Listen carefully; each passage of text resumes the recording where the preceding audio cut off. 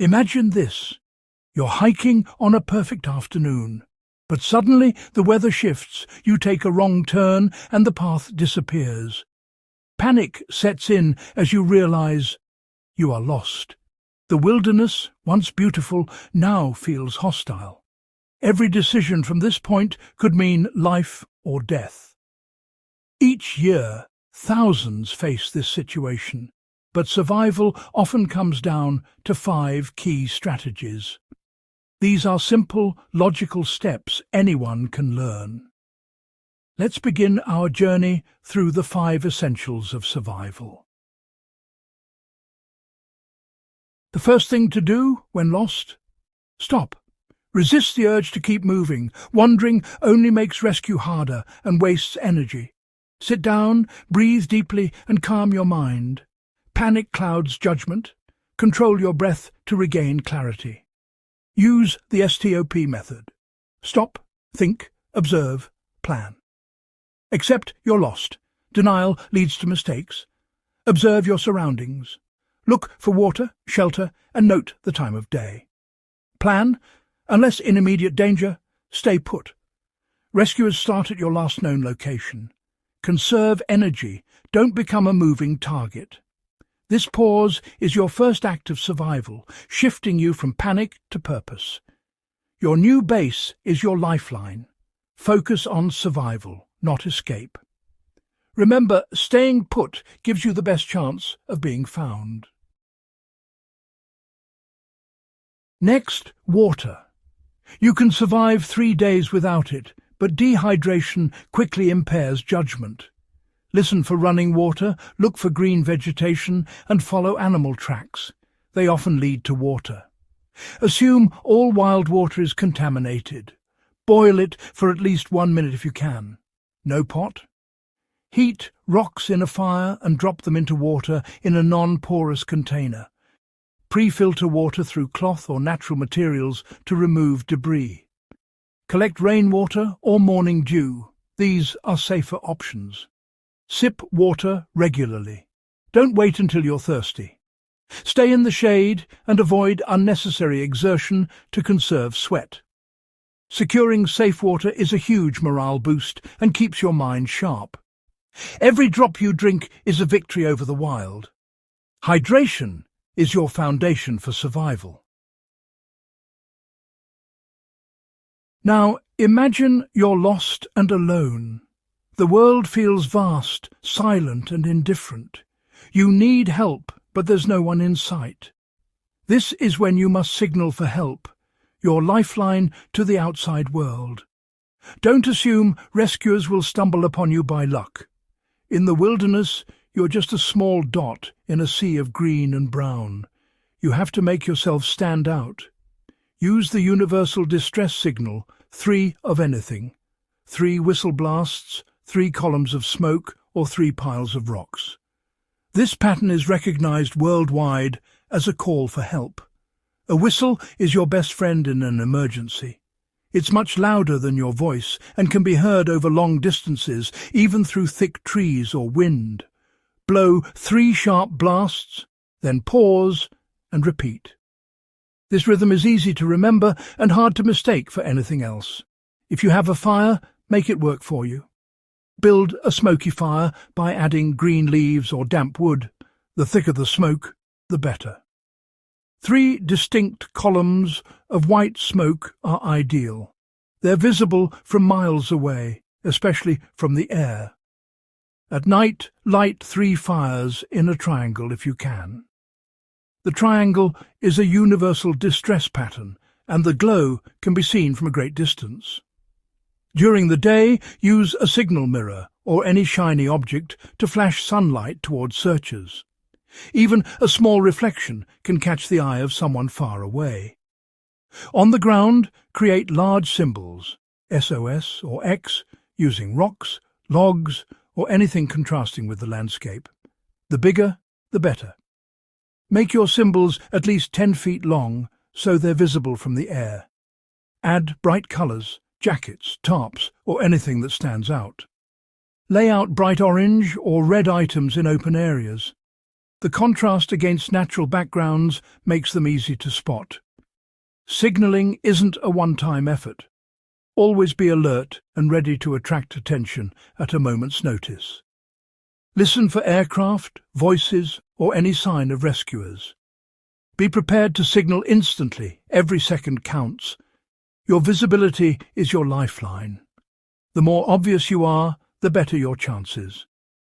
Use every method you have: sound, light, color, and movement. Make yourself impossible to miss. Remember, rescue depends on being seen and heard.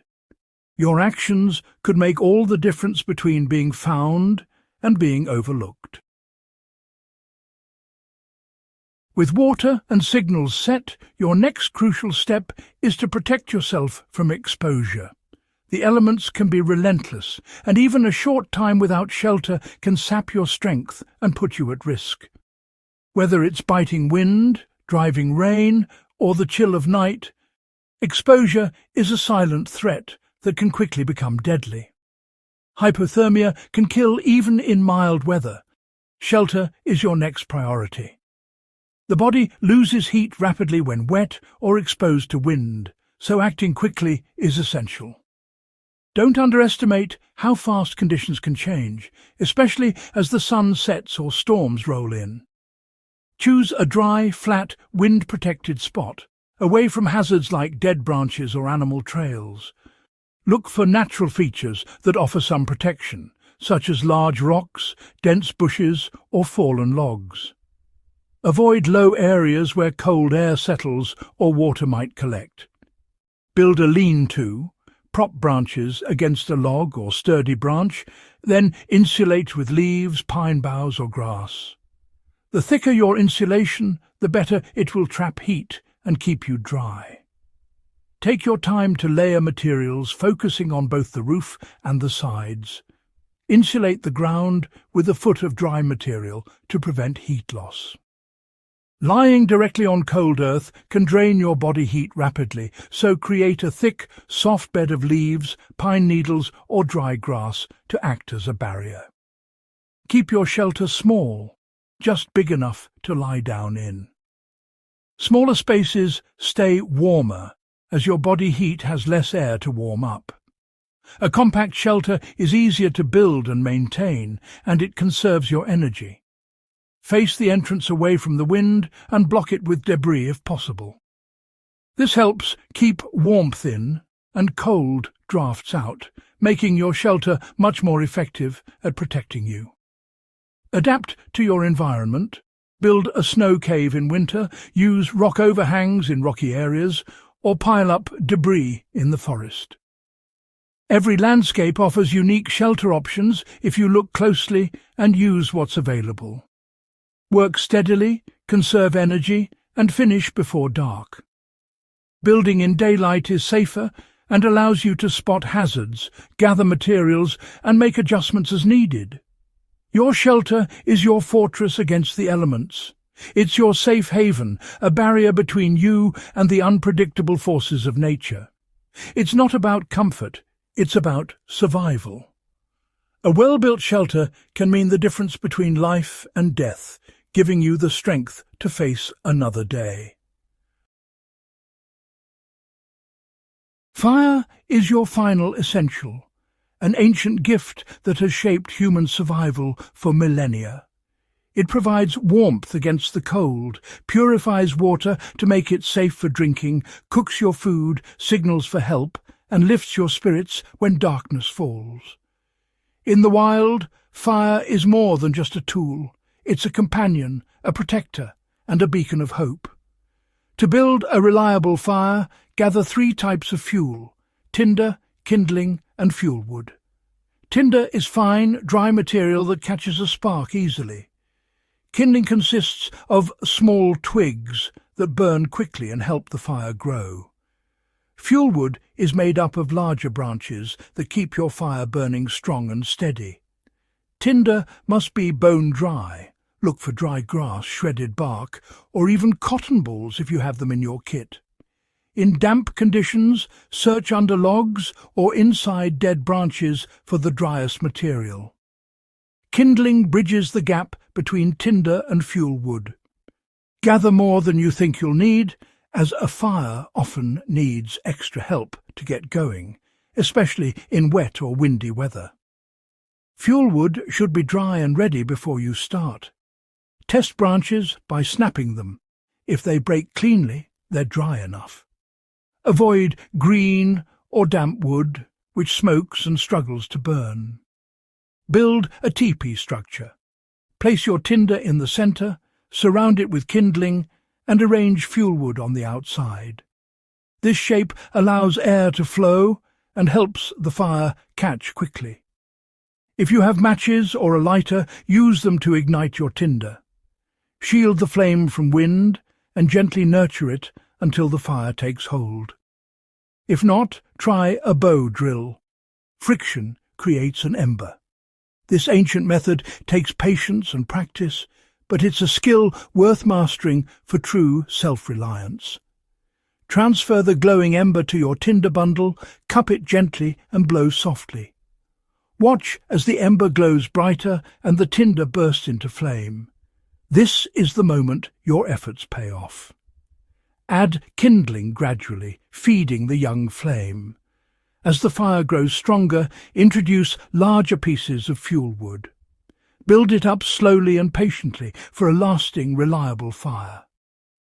Fire is a tool and a symbol of hope. Its light wards off fear, and its warmth brings comfort when you need it most. Always keep your fire safe and controlled. Clear the area around it, never leave it unattended, and be ready to use it for signaling if rescue is needed. The warmth and light will sustain you through the night, giving you the strength to face whatever comes with the dawn. Mastering fire is mastering survival. With this skill you hold the power to endure, adapt, and thrive in the wild. These 5 steps, stop, secure water signal, build shelter, and make fire, are your survival blueprint. Each supports the next, creating stability in chaos. This isn't just theory, it's hard-won wisdom from generations of survivors. Knowledge is your greatest tool, more valuable than any gear. If you found this helpful, subscribe to Survival Sensei IHQ and share with fellow adventurers. Comment with your experiences or questions. Let's build a community of survival knowledge. Stay vigilant. Stay prepared. In the wild, knowledge isn't just power. It's survival.